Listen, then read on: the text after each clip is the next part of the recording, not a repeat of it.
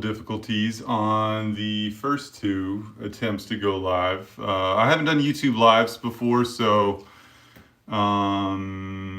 yeah, so that original scheduled live, I guess that link is going to be bad. So hopefully folks will come over from that, because now I can't find that original link.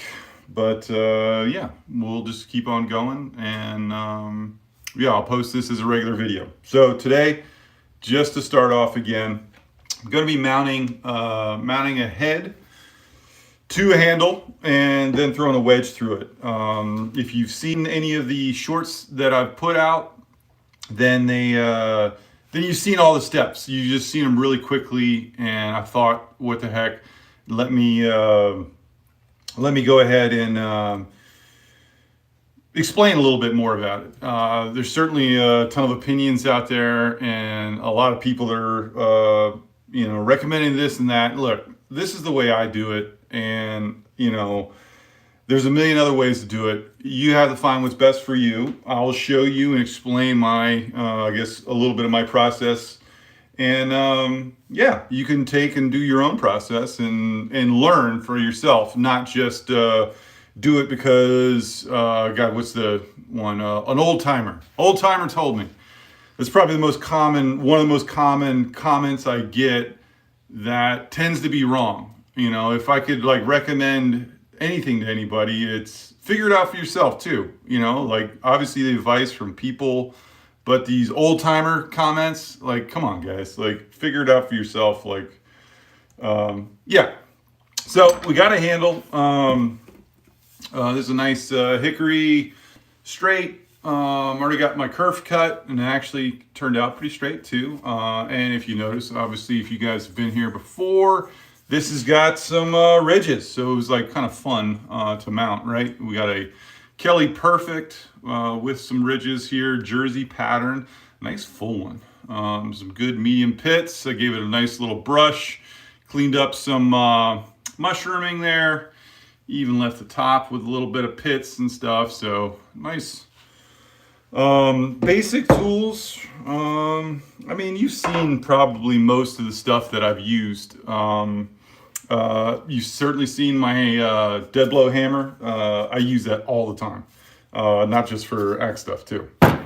And another one is nice is just a bandsaw or a hacksaw blade. I got this nice little handle. I don't even know where this thing came from. I was just in the toolbox one day, and I was like, oh man, it makes it easier for cleaning out those curves once we pinch the fit a little bit. And I'll kind of show you that step. I got my wedge already. I take a little bit of time with these things and really shape them. Partly because, as you'll notice in the controversy, I don't use any metal. I'm not throwing metal in it. A lot of people like doing that. That's fine. That's somebody's opinion. I spend a lot of time getting that shape just right. So I already know it's gonna sink in there pretty good, and hopefully I'll get the expansion that I want. If not, because there's no metal in it, I can pull it back out pretty easily, and it's not a problem. You'll also see I got my standard lines there. A lot of people, I get a lot of questions about why there's so many lines there and when it's just gonna go down in. Well, one, it's for filming, so you can actually see pretty easily as a spectator it go down. But the top one is gonna correspond with the depth of the kerf.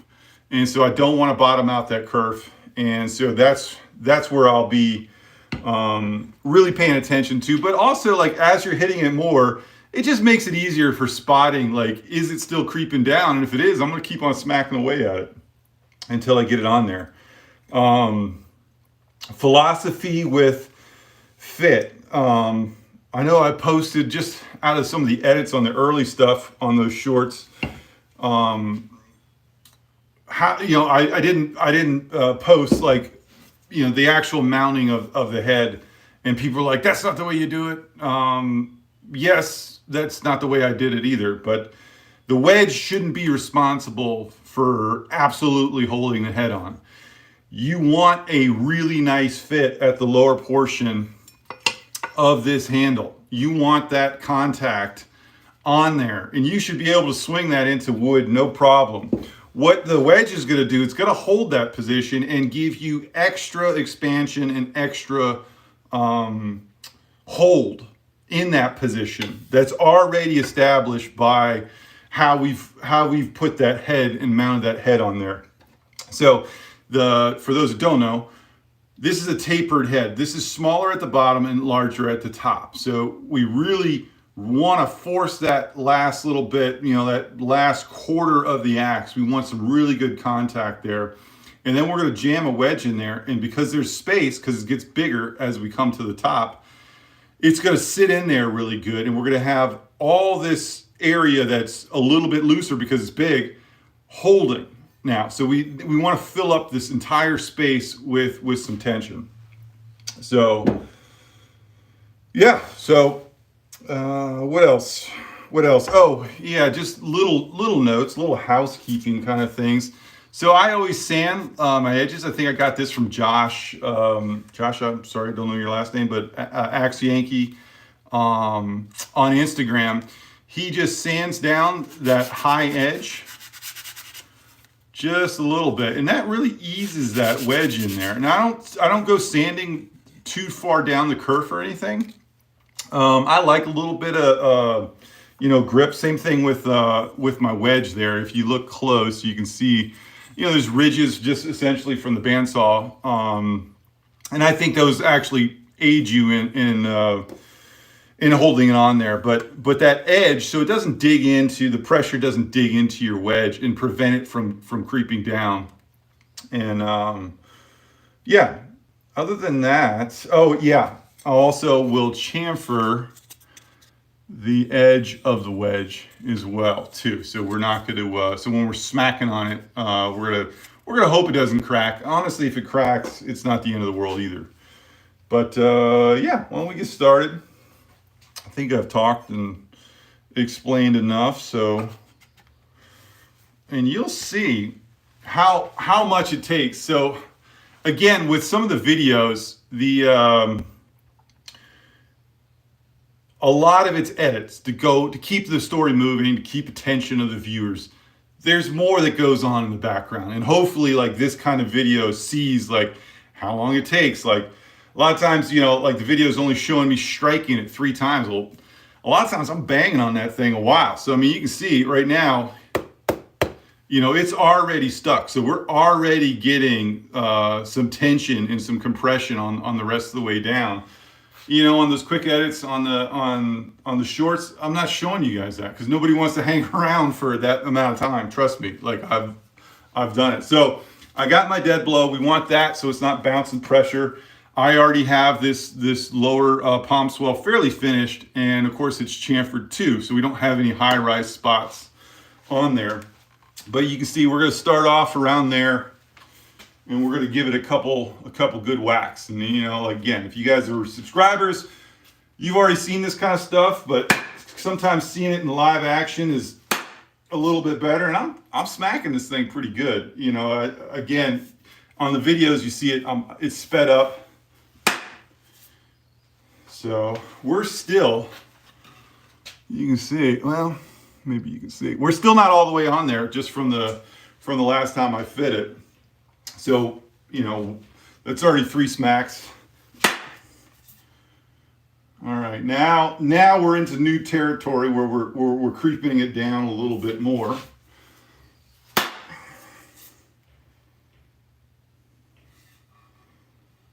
think we're in the good neighborhood there. Yeah. Pretty happy with that. Yeah. And perfect example. So we've definitely pinched that kerf there, right? So we need to open that back up. And that's a lot of times where I'll use that hacksaw blade. So you guys have seen all this again before. This is actually pretty good and pinched. You can tell I didn't prep this part. Doing it all live. Nerve-wracking, right? But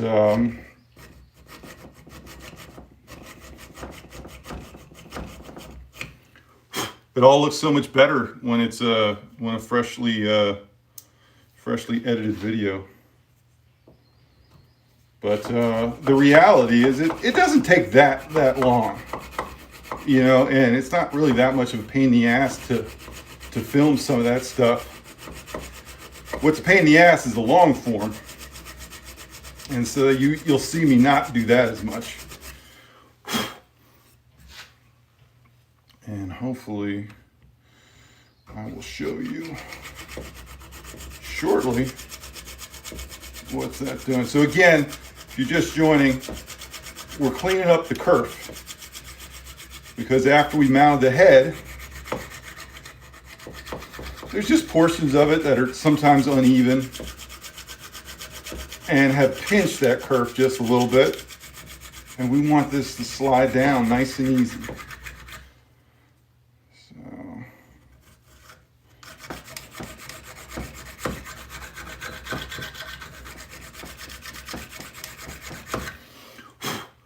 Here, I'll just show you kind of where we're going. So you can see already starting to open up. We got a nice even tongue in that head too. Didn't really talk about that, but that's I find that important so we're not biased to one side. But let me clean this up a little bit more. See, we don't have the benefit of all the fancy editing for our 20-second mounting and clip, so you can see what goes into this.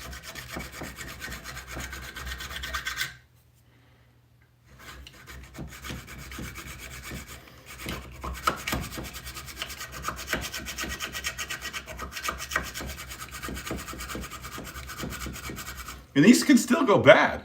That's the other thing. It's like a lot of times we have to redo. I don't have a second wedge either, so we'll see what happens. The nice thing is I'm not using glue, and that's another, I guess that's another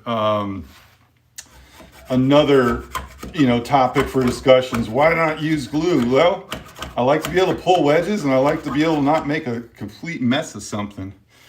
If you use glue, that's fine. That's your decision. But if you need to adjust the fit and you need to try and pull that wedge, well, it's not going to be easy. And acting like your tools don't need servicing from time to time is just kind of foolish. But that's what, that's what I tell people. Hey, an axe is a service thing. In fact, here's an axe I just picked up at an auction, and one of the comments I always get, do the metal. Well, here's a nice chunk of metal on there, right? Okay, it's nice and fit, right?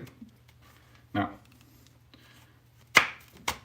nice and loose. So partly this wasn't serviced, wasn't conditioned, wasn't oiled and stayed hydrated, but now, if you do want to fix it, of course, this handle's cracked and not good, but you'll see a shelf there, which you don't want. You want it, like nice smooth contact.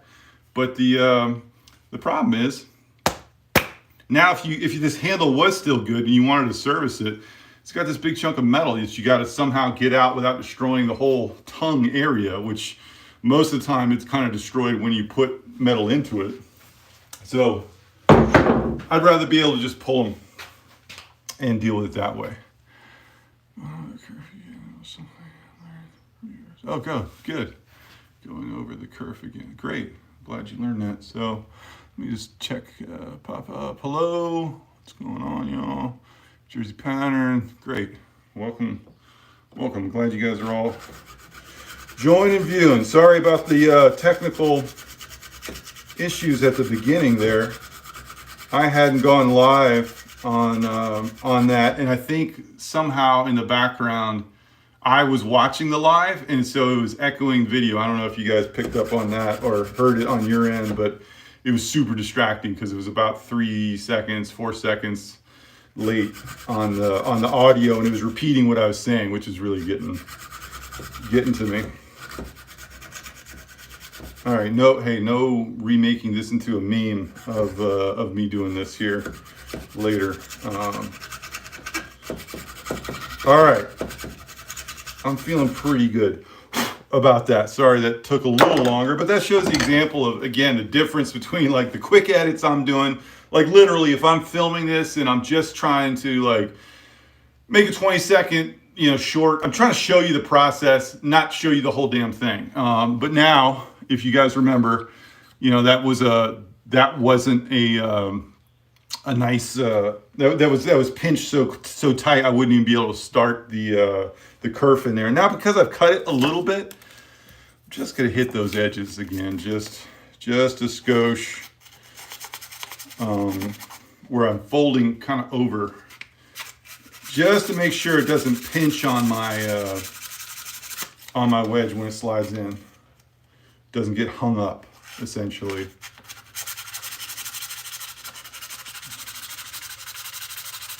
So again, I'm kind of folding it over so I can get a good little, feel pretty good about that. What do you guys think? Is the thing ready? Look, nice and even in there. I actually got it straight. Woo. All right, so again, if anyone's just joining, we got a wedge. Again, I spend a lot of time, well, not say a lot of time, I focus on really getting a good fit on the wedge. You'll see my lines, I talked about that earlier, that only the top one is the real one I pay attention to, sort of. The other ones are for filming, so you can, just so the audience can see it a little, like it inching its way in a little easier. And then on the final drive, like when I'm really banging on it, if it's still moving, I'm going to keep on smacking on it and make sure I get it up there. So, yeah. That's going to look good. So, I'm going to put a little oil. I always oil the wedges. Some people think it's epoxy or glue. It's not. It is oil, boiled linseed oil. So we'll condition the inside of the kerf at the same time and get some drive out of it. It's going to make it, obviously, it lubricates the drive home, but then it'll also cure just a touch too. So it's not like glue where it's curing that much and it has that much of a hold, but the hold isn't zero. So it's, it is nice. So in a way, I guess I'm using a form of liquid that does cure, sort of like a glue, but not with the same hold. We're relying on the fit of this handle and the head on there now. Like right now, we could chop wood with it and it would be on there and it would not be moving around. This is going to lock in that position that we've already achieved. So, and this is where we hope we don't break stuff, but we might. It probably looks so much smoother on the shorts because they're quick, and it looks like you'll just see. Tighten my vise a little bit. So I always start on the drive on the top, and you'll see. I'm sure you've seen on all those videos before. Hopefully, is the camera good? Because I see the writing here. Maybe I need to bring this down a little bit. Is that better? Do you guys see a better picture of that now? Okay, I'm gonna assume yes. You guys are seeing a better picture of that because I know maybe you guys can control where the dialogue is, but right now it's in my picture, so that's what I'm asking. So again, I chamfered the edges of this wedge, so I'm not going to have any high-rise spots, so hopefully we're going to get a good drive. It's always going to drive good on the first, little bit. Obviously, it's that last little bit that's always going to be interesting. The other thing, too, you don't always get is the nice crackles or flexes that you get sometimes when you pop these things in on the video, because I speed it up because you guys don't want to see me just slowly just smacking something with a hammer.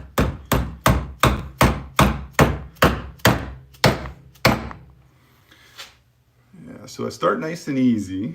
But once I know it's kind of starting to get in there good, you can give it a little bit more. And eventually here I'm going to roll down to the ground too. which you guys have seen if you've seen the videos. I assume you have, because you're watching the live now. So we're getting a little bit of friction. It's still descending, but we're having to put a little effort into it to get it to do it. I say, let me give it a couple more smacks here. Yeah, I mean, we're already in there pretty good, but I am still going to go to the ground. And I can't remember how many hash marks I had. But again, so this is, so there's 2 hash marks showing. That's my max. That's basically, if I'm getting the maximum amount, I'm going to go up to this one, which honestly, it's in there pretty tight now. I mean, we got a pretty good splayed fit. You can see it's kind of coming out to the sides already. So it's over the top, really locking in that position. But let's go to the block, and I think you've seen before. So we got 2 hash marks there. I bet you we can probably get to that next hash mark. And just a block of hickory, it's just a cut off that I use, kind of make sure it's not on a spot, on a rock or something. Nice and level. And sometimes this is actually an area where sometimes the wedge doesn't go in perfectly straight. This is going in pretty straight and it's fine.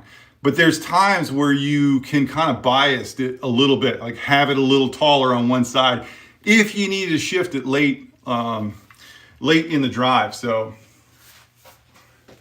what do we say? We said 2 hash marks, right? We're going to try and pick up 1 more maybe. So this, I end up spending a little bit of time just kind of feeling where that nice flat spot is, because I don't want to hit it, at too much of an angle. And I'll try and find a nice little level spot. Again, this is like one of those things I already sort of sorted out on the shorts. And so now I have this thing in there. I'm going to smack it good because I already know I got a good fit. Oh yeah. So we're already close. We're creeping down, right? So if in the past videos, this is where you've seen me do an additional line. You're like, why the hell is there's more lines? People ask these kind of questions because, I don't know, you're on YouTube. So sometimes I'll draw additional line in between, right? Because we're getting down to the nitty gritty. So now if we make that disappear, we know it's still moving just a little bit. All right.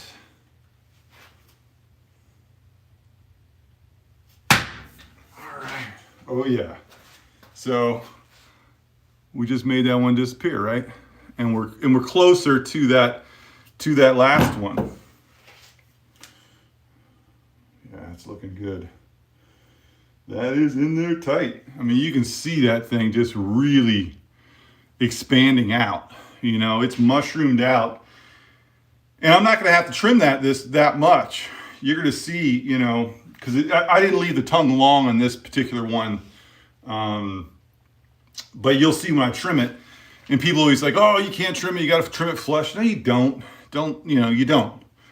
When the toe's way above where my trim mark is, it's not going to hit. It will help lock in that position really nicely. And I think that's important. So let's give it some more wax. We're still not, while it's still moving and we're not destroying or cracking the tongue and we got more depth, why not? Oh yeah, that felt good. Sometimes you can feel it where it's hitting good.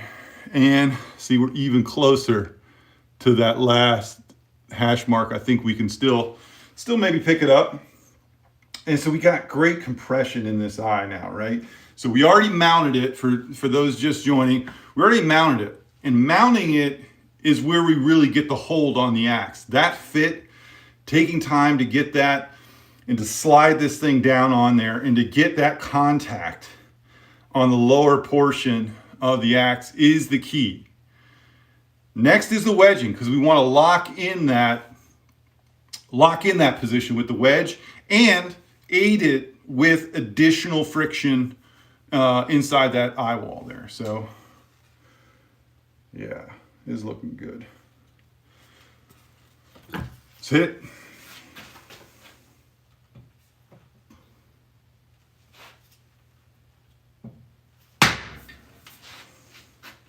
Boom. And so we have picked up, well, I guess it's a tiny bit left, but we've almost picked up that hash mark completely now.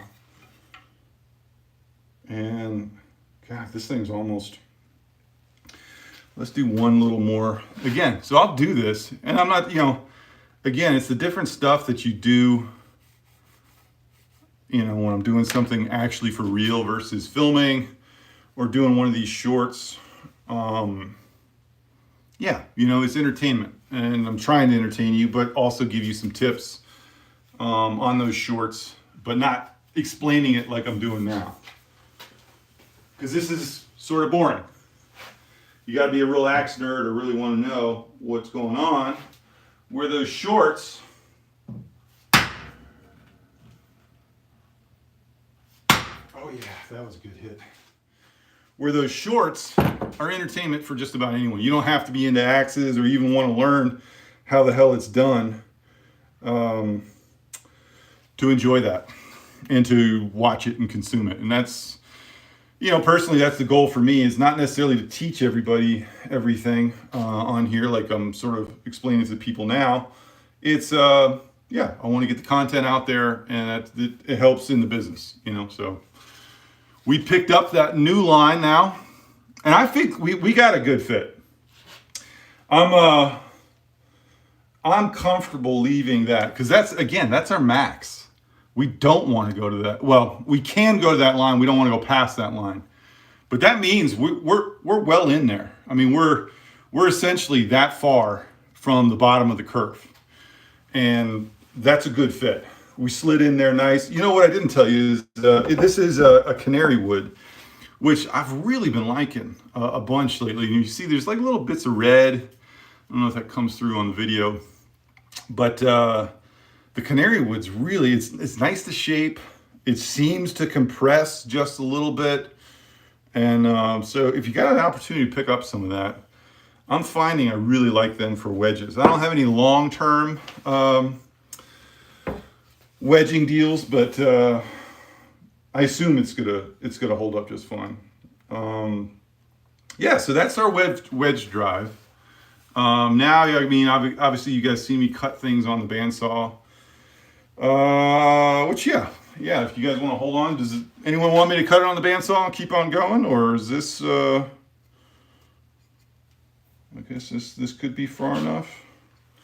So I guess you'll see. Where'd my pencil go? I'll do this kind of line just to make sure. I'm not going to cut much off this, but it'll clean up the top. If you see the top, you'll see all my marks from different ways when I'm fitting up. I made this tool and it works actually great. It was just my own like little axe drift for popping heads back out. But this didn't work as good at full depth because of the ridges. But make yourself one of these. These are great. Otherwise, I use just like a brass drift, and sometimes that kind of mars up the top of the tongue. So again, sometimes I would leave an axe this proud, but because I just want to take off that top layer. So plug your ears. Loud noise.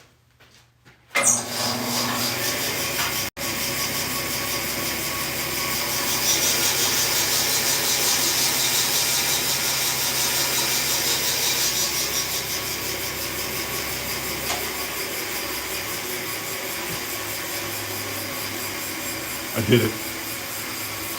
So, look at that. Look at that squeeze in that. So we know we got great compression. We got great compression all the way through. That is the pores of that. Just that little light bit of oil that we put on there is being squeezed really, really a ton right there. And actually got a nice level cut too, which actually challenges me a little bit. But you know, you can always clean it up with the sanding. So, boom. How's that sit? Did a little right at the end here. But if you notice closely, this is actually, you could tell somebody kind of abused this a little bit, but they hammered down this top section a little bit, which I had to address on the inside of the tongue when I was fixing it up. But yeah, look at that. That's just oozing that oil back out on all those little pieces. But yeah, and so from here, I think it's been pretty obvious what I do with sanding.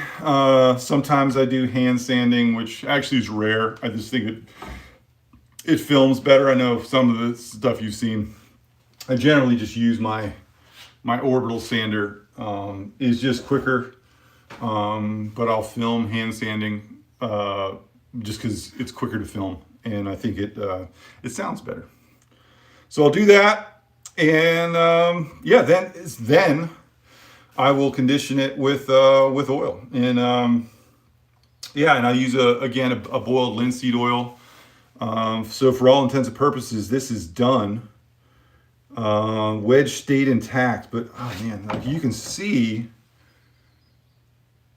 you know, this was a straight wedge, and you can see some of the curves and how compressed and that is, and pinched a little bit in different spots. You know, so this is a straight piece, so you know we got great compression there from both sides. The tongue stayed complete. And so I'm not going to put metal in this. You know, people are going to be like, oh, you need metal. You metal. The folks just joining, I'll show you an example that I just picked up at an auction with metal in it, right? Oh, it's going to be there forever, except not, right? You know, tools need to be serviced, especially tools that are essentially old tools, right? Like these are, you know, analog tools. You know, tools require some service. You know, would this have stayed in if they had conditioned it and oiled it? Maybe. But if they just wanted to fix this shelf, which is kind of poor from the manufacturer, if they were just knocking down that shelf to get better compression, that's fine. They could, you know, but trying to pull this metal wedge back out, that's probably destroyed most of the tongue, or a good portion of the tongue, is it's not easy. Where this, the one I just did, I know I got a great fit. I know that's squeezed in there tight. That's going to stay, you know, I'm going to condition it now with oil, and I'm going to keep on doing it. I'm going to advise a customer that does that. And if for some reason this ever, you know, loosens up, I got plenty on the shoulder. I pull a wedge, take off the head, and I can trim it down.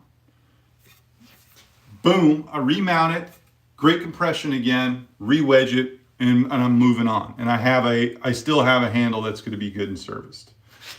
But yeah, so I'll finish this. I don't think I need to do that necessarily on live, but I think that's about everything. Again, I'll be wedging this, or oiling this shortly, and then after I sand it and stuff, and then obviously I use that toothbrush there to clean it up for some nice visuals and sound. You guys would recognize the sound. Yeah, so if no one has questions, I could definitely, hey, how's it going? Nice to see you. Always good skill to learn. Yes, yeah, I think it's a great skill to learn. You're a true expert. Well, that's very nice of you. Look, I'm not an expert. I do it a lot. You know, it's trust but verify. You know, there's, like I was saying, there's one of the top comments on this YouTube stuff is like, oh, an old timer told me to soak it in water, and that's how you tighten things up. No, that's actually, maybe that's like, you know, if you're in a desperate situation, maybe, but introducing water to it, yes, you'll get some swelling inside the head. But what it does, it has nowhere to go inside the steel. And you actually crush those fibers inside as it swells. And then when it dries back out, because water's not going to stay wet, it's gonna be even more loose and have less structure to hold it. So if something's a little loose and you need to use it, use like an oil. Use a boiled linseed oil if that's a pinch, or pull the wedge, re-wedge it. And maybe I'll do a video on servicing an axe sometime. What about putting epoxy in the wedge? You can do it, but if you need to. So the question was, what about putting epoxy on the wedge before driving it in? So I've done, in fact, there's a video on there, it's probably 2 years ago, of using the same stuff. So I use that, and I have used that to put in wedges before. But the problem is, if you ever want to pull that wedge, it is not easy, and it makes a mess. Or if like the wedging doesn't go good, and I've had that happen. So this was an example where wedging went really good. And that comes from experience and the time I spent shaping that wedge beforehand, right? Making sure, I want it to get some tension about, let's say 1/3 of the way in the eye, and then descend to about halfway with some manual pressure. And then I'm going to be banging it the rest of the way home, and that went good. But I've had, you use different woods. In fact, I started I say I didn't have 2 wedges. I sort of did, but it's because I didn't want to use this. I just got a bad feeling. This is a little bit more brittle. This is a lace wood, which I have had crack. So if you're driving it, you got glue all over it, and you bang it down and you crack, and let's say it's not fitting just like you thought it would, because sometimes things don't go as you planned. Pulling that back out, you got glue all over the place. You gotta kind of pick up the pace. You gotta have another wedge ready or handy. And some people don't shape their wedges, and that's fine if that's the way you do it. They just have a kind of a generic squared off wedge, and they just bang it in there and then just sort of shape it afterwards. I don't like that. I'm already doing this thing by hand. Well, why not make a hand tailor-made wedge for the axe? So you can do it. People do it. It works fine. But I don't like doing that. I like to be able to service this head, especially with epoxy. Epoxy would probably be absolutely a no-go for servicing. There's all kinds of old, God, I wish I would have kept it. I probably threw it away, but like the Permabond era of those plums. Those are, some of those heads have stayed on there great, but I had one just pull right off the other day. And there's no servicing that, it's a whole new handle. And for me, I hand make my handles, so it's not a quick process of just going somewhere and getting another handle. But what about putting in metal at angles once? No, same sort of thing. I don't use metal.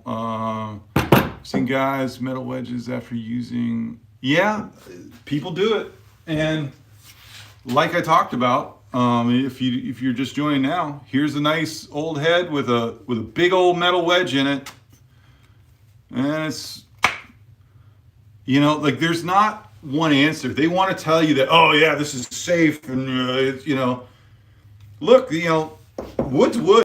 All these handles can break, and saying that oh yeah, I'm gonna just have a shitty fit head. Which, look at this shelf. This is why. This is just poor craftsmanship, mass produced. The head is good. This is a True Temper or a Kelly wood slasher.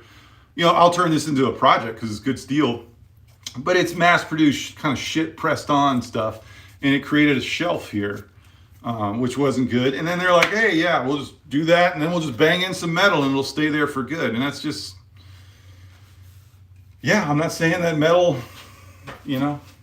some people do it. I don't do it, and the reason is I want to be able to pull the wedge and have it serviceable. Wood sticks to wood fibers. Okay. Well, I don't know if anyone else got any more questions about wedging, or if they're curious. I think everyone kind of understands how to finish this up. Sand it down, then take some glamour shots of it and make it look pretty. But yeah, I hope you guys enjoyed that. If you like it, share, subscribe, all those kind of fun things.